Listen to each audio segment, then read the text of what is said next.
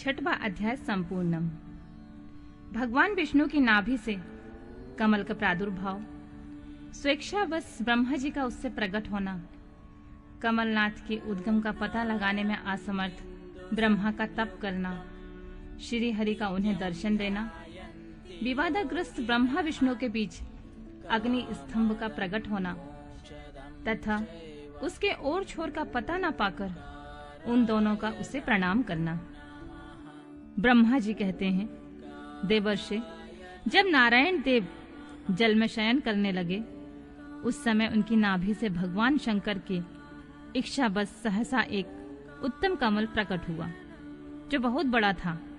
उसमें असंख्य नाल दंड थे। उसकी कांति कनेर के फूल के समान पीले रंग की थी और उसकी लंबाई और ऊंचाई भी अनंत योजन थी। वह कमल करोड़ों सूर्यों के समान प्रकाशित हो रहा था। सुंदर होने के साथ ही संपूर्ण तत्वों से भी युक्त था और अनंत अद्भुत परम रमणीय, दर्शन के योग्य तथा सबसे उत्तम था।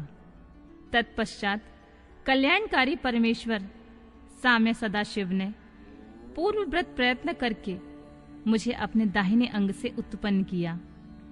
मुने, उन महेश्वर ने मुझे तुरंत ही अपनी माया से मोहित करके नारायण देव के नाभि कमल में डाल दिया और लीला पूर्वक मुझे वहां से प्रकट किया। इस प्रकार उस कमल से पुत्र के रूप में मुझ हिरण्यगर्भ का जन्म हुआ। मेरे 4 मुख हुए और शरीर की कांति लाल हुई। मेरे मस्तक त्रिपुंड की रेखाओं से अंकित थे। तात भगवान शिव की माया से मोहित होने के कारण मेरी ज्ञान शक्ति इतनी दुर्बल हो रही थी कि मैंने उस कमल के सिवा किसी दूसरे को अपने शरीर का जनक या पिता नहीं जाना। मैं कौन हूँ, कहाँ से आया हूँ, मेरा क्या कार्य है, मैं किसका पुत्र होकर उत्पन्न हुआ हूँ और किसने इस समय मेरा निर्माण किया है। इस प्रकार संशय में पड़े हुए मेरे मन में यह विचार उत्पन्न हुआ, मैं किस लिए इस मोह में पड़ा हुआ हूँ जिसने मुझे उत्पन्न किया है। उसका पता लगाना तो बहुत सरल है।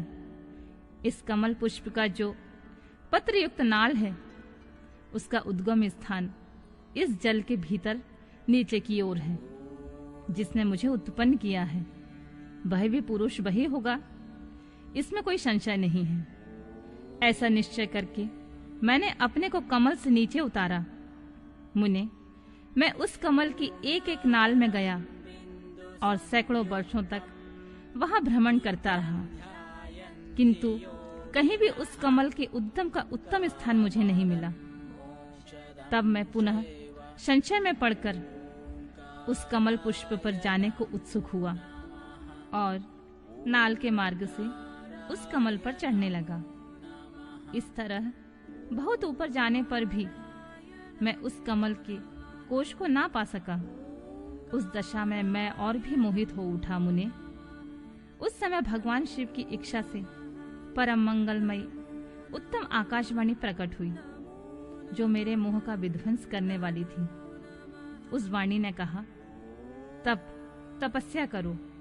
उस आकाशवाणी को सुनकर मैंने अपने जन्मदाता पिता का दर्शन करने के लिए उस समय पुनः प्रयत्न पूर्वक 12 वर्षों तक घोर तपस्या की।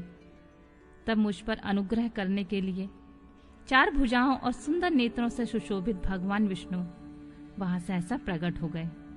उन परम पुरुष ने अपने हाथों में शंख चक्र गदा और पद्म धारण कर रखे थे।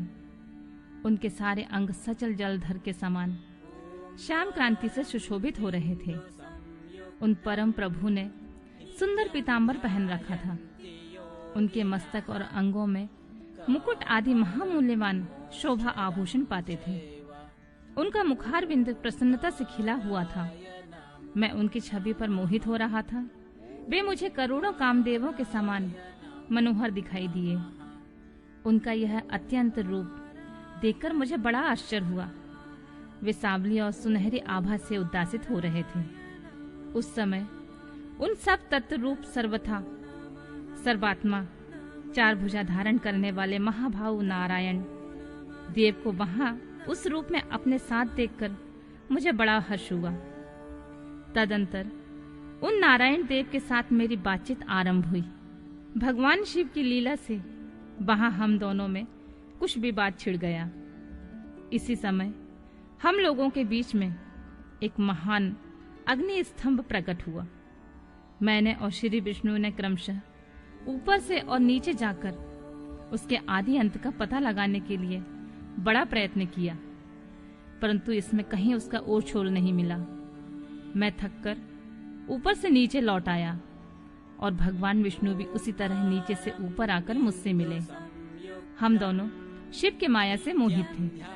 श्री हरि ने मेरे साथ आगे पीछे और अगल बगल में परमेश्वर शिव को प्रणाम किया।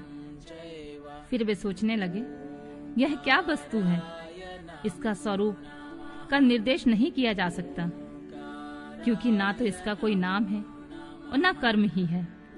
लिंग रहित तत्व ही वहां लिंग भाव को प्राप्त हो गया था। ध्यान मार्ग में भी इसके स्वरूप का कुछ पता नहीं चलता। इसके बाद मैं और श्री हरि दोनों ने अपने चित्त को स्वस्थ करके उस अग्नि स्तंभ को प्रणाम करना आरंभ किया। हम दोनों बोले, महाप्रभु, हम आपके स्वरूप को नहीं जानते। आप जो कोई भी क्यों ना हो, आपको हमारा नमस्कार। महेशान, आप शीघ्र ही हमें अपने यथार्थ रूप का दर्शन कराइए। मुनि श्रेष्ठ इस प्रकार अहंकार से आविष्ट हुए। हम दोनों ही वहां नमस्कार करने लगे। ऐसा करते हुए हमारे 100 वर्ष बीत गए।